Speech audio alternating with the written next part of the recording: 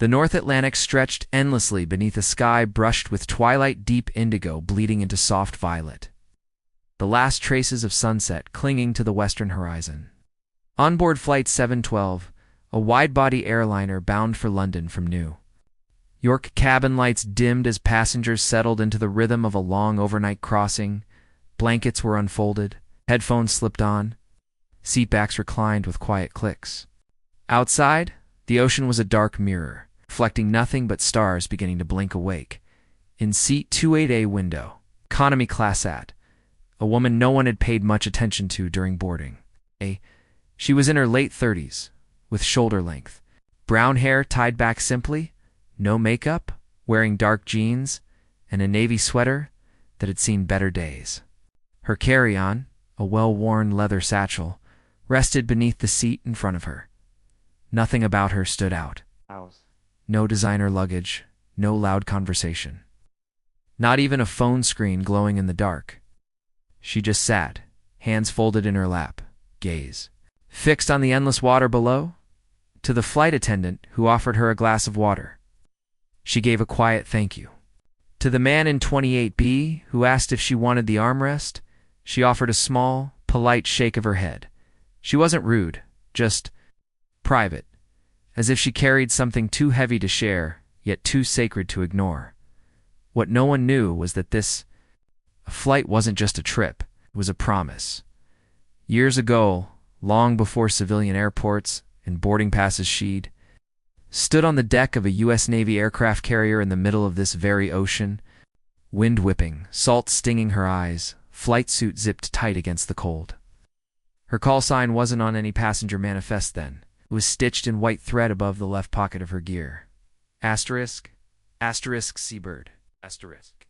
The first women selected for the Navy's carrier-based helicopter combat search and rescue program trained not to fight, to hover in darkness over hostile waters, to lower a hoist into chaos and pull someone back from the edge. She'd done it more times than she cared to count. Just once someone had done it for her. Now she was flying over those same waters again, not in a Seahawk, not in a flight suit, but in jeans and a sweater, carrying a single folded letter in her satchel. The letter was addressed to a name most had forgotten, Lieutenant Commander Elias Rivera, former rescue swimmer, her friend. The man who dragged her from a downed helicopter after a midnight recovery. A mission went wrong in a storm no forecast had predicted.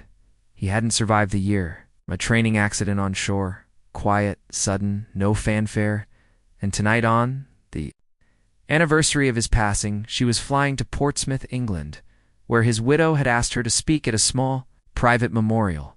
Just family, just friends. Just those who knew what it meant to trust your life to someone you'd only met over a radio. The cabin hummed with the steady drone of engines. A baby slept in the row ahead. Somewhere, a movie played on a seatback screen, its light muted by the night. Then without warning, the plane gave a slight shudder. Not turbulence. Too smooth for that. More like shift in the air itself. Passengers stirred. A few glanced out the windows.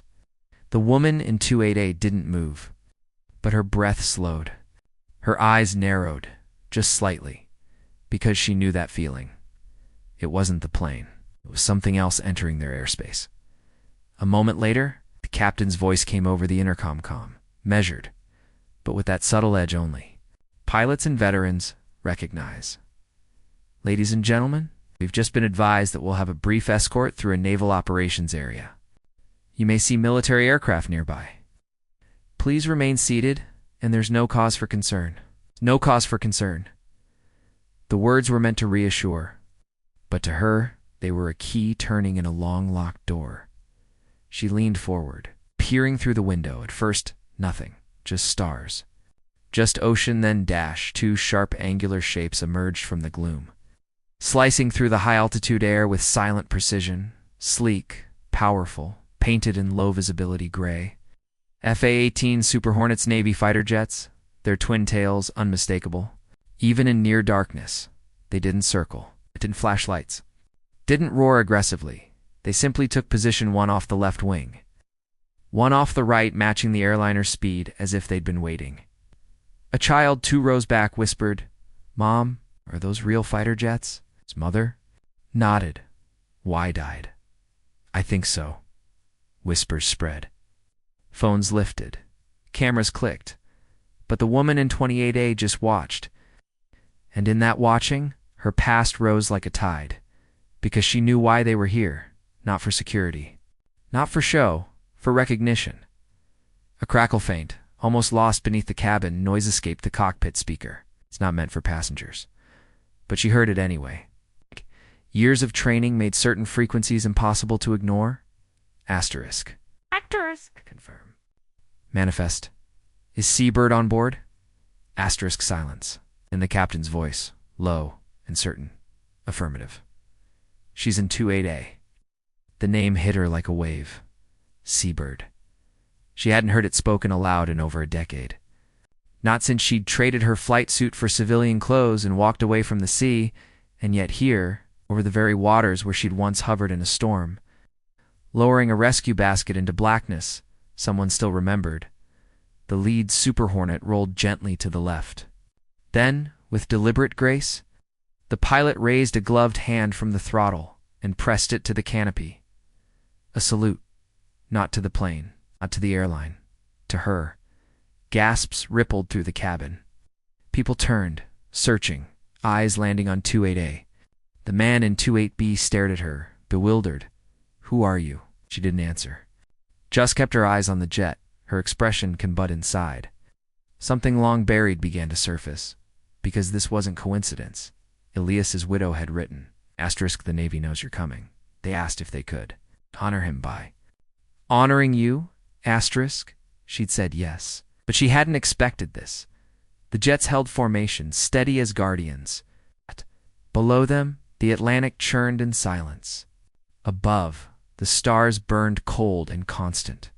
She reached into her satchel and pulled out the letter. Not to read it again, she knew every word by heart, but to feel its weight. On the back, Elias had once scribbled, during a quiet moment on deck, asterisk, Seabird doesn't just find the lost, she brings them home. Asterisk, she hadn't felt like a seabird in years. But tonight, the sky remembered, and so did the sea, as the airliner continued eastward. The fighters stayed with them silent, unwavering, a bridge between past and present. Passengers kept glancing her way, not with suspicion, but with something. Closer to awe, as if they sensed they were witnessing something rare, not fame, not power, but respect. The kind earned not in headlines but in darkness.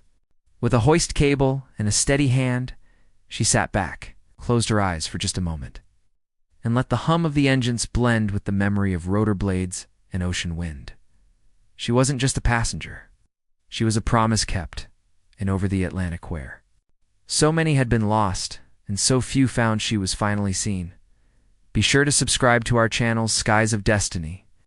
The FA-18s held their escort through the night, their presence both surreal and deeply familiar. The passengers, it was a spectacle, something from a movie, unreal and thrilling.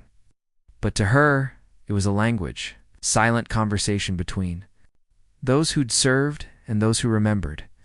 Every adjustment in formation, every smooth bank into the wind, spoke of discipline, of respect, a bond forged not in combat, but in the willingness to go back for one another when the odds were against you. She kept her hands folded in her lap, the letter from Elias's widow resting lightly against her thigh. Outside, the Atlantic stretched in all directions, vast, indifferent, and yet, to her, deeply personal. This stretch of ocean had taken lives, but it had also given them back. She'd hovered over these waters in a 60 Seahawk, night after night, searching radar returns for the flicker of a life raft, the glint of a helmet, the faint beep of a survival radio. And once, just once, she'd been the one in the water. A sudden storm, a hydraulic failure, crash that happened faster than thought. She'd surfaced in freezing darkness, treading water, her helmet gone, her radio silent, and in a voice. Over the emergency frequency, calm and steady. Asterisk, Seabird, this is Rescue 1. Hold position. We're coming in hot. Teskit was Elias. He'd jumped into the sea without hesitation. swam through churning waves, and kept her head above water until the hoist came down. She'd never forgotten the look in his eyes as they lifted a weir leaf.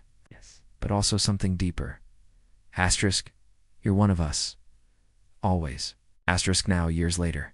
His legacy was flying beside her in the form of 2 Navy fighters and a promise she'd almost failed to keep. The captain's voice returned over the intercom, softer this time. Folks, we've been granted clearance to continue with our naval escort through sunrise. They'll stay with us until we cross into civilian airspace near the English Channel. Again, nothing to worry about.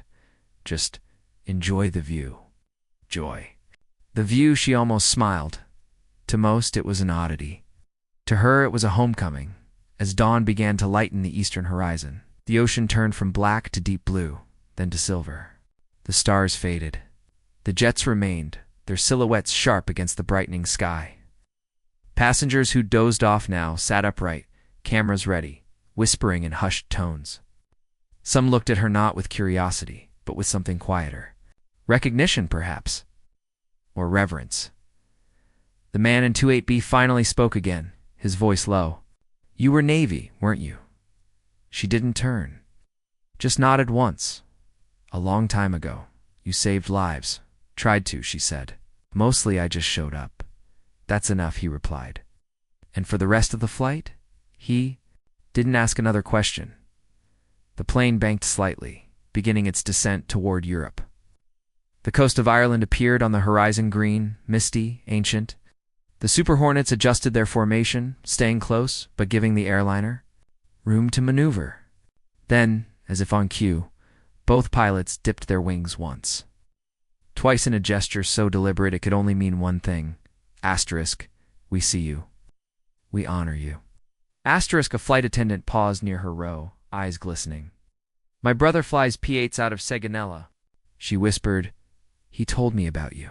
Said your name's still used in training? What would Seabird do? She looked at the young woman, surprised. I didn't know that. People remember, the attendant said simply. Not the missions, the choices. Those words settled deep, because that was the truth she'd carried all these years. Service wasn't measured in medals or missions. It was measured in moments when you chose to stay, to return, to hold the line even when no one was watching. As the plane crossed into UK airspace, the lead FA-18 peeled off, followed by its wingman. They climbed sharply, then circled once. Overhead before vanishing into the morning sky. Not with a roar, but with grace.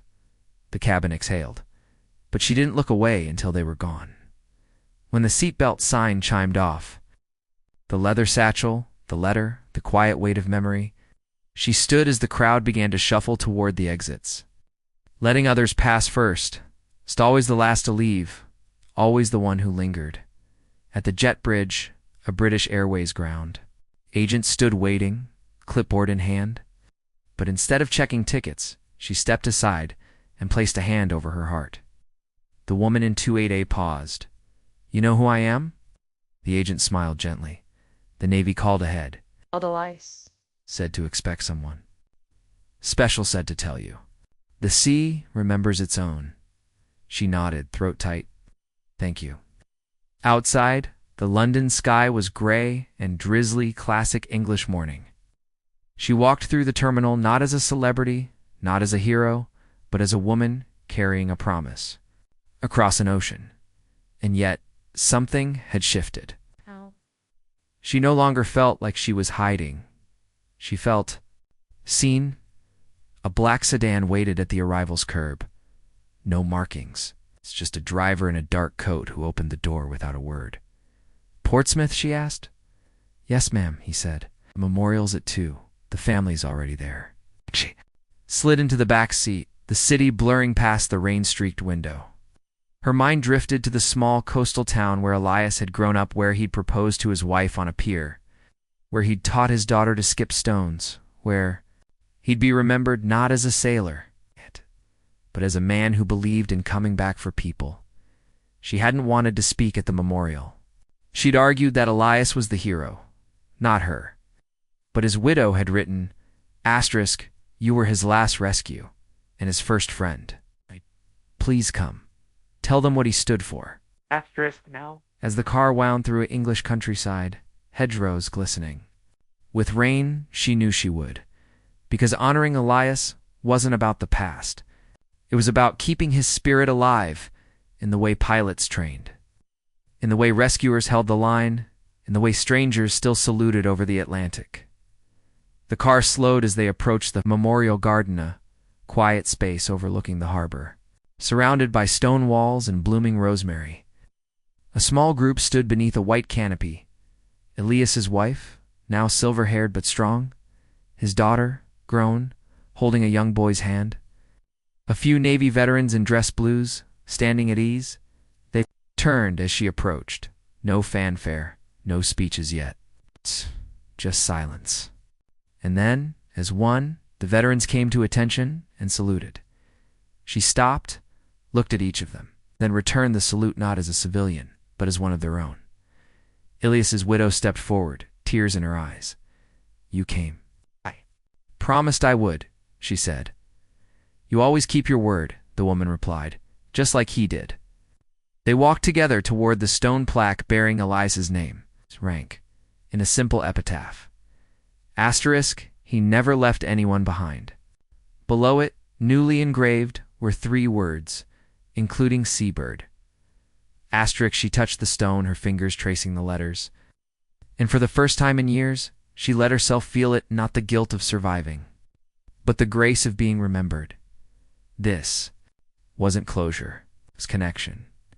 And in a world that often celebrates noise, this quiet moment in a rainy English afternoon, surrounded by those who understood, was enough. If you like the video, be sure to like it. Be sure to write your opinion in the comments at the end of the video. Rain fell softly over Portsmouth Harbor, dotting the surface of the water with tiny ripples that spread and vanished like forgotten moments. The Memorial Garden stood quiet now, the small crowd having dispersed after the brief service. Only she remained, seated on a weathered wooden bench beneath a stone archway draped in ivy. Before her, the sea stretched toward the horizon, the same sea that had once tried to take her, and the same sea that had brought her back. Elias's daughter approached slowly, holding the hand of her young son. The boy carried a small paper boat, folded neatly from a page of his grandfather's old logbook, asterisk for seabird. Asterisk, he said shyly, offering it to her.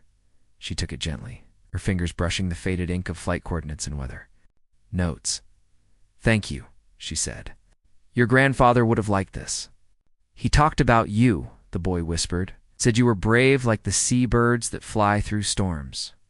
She looked at him, really looked hand, saw Elias's eyes in his face. It's the same kindness, the same steadiness. It was the brave one, she said. "I just followed his lead." The boy nodded, as if he understood more than his ears suggested. Then he turned and ran back to his mother, leaving her alone with the paper boat and the sound of waves against the shore. She unfolded it slightly, just enough to read a single line near the edge. Asterisk day 87. Sea rough. Seabird held station for 3 hours. Brought them all home. Asterisk, she folded it again, pressed it to her chest, and closed her eyes. For so long, she'd carried survivor's guilt, like an anchor, believing that living meant she'd failed somehow, that her survival came at the cost of his eventual loss. But sitting here in this harbor, where Elias had learned to sail as a boy, she finally understood. Asterisk, he hadn't saved her so she could disappear.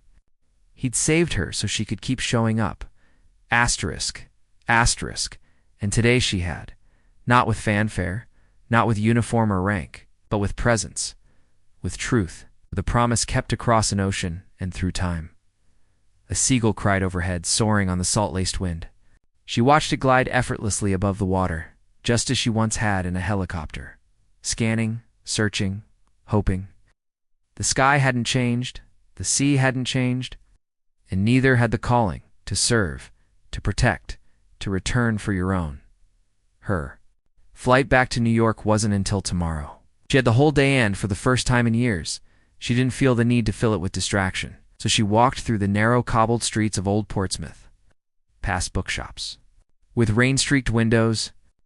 Along the harbor wall, where fishermen cast lines into the gray water, at a small cafe overlooking the Solent, ordered tea and sat by the window. An elderly man at the next table noticed her quiet gaze and offered a nod. "You're not from here," he said.